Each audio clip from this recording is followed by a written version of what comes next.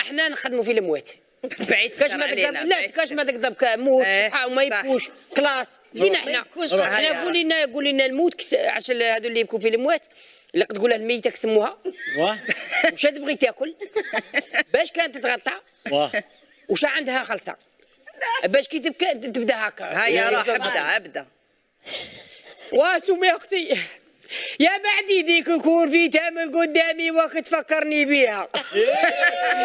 يا اختي ما كان عندها والو كانت غير مريحه قالت لي فاطمه تلمسيني كرعيه بردو يا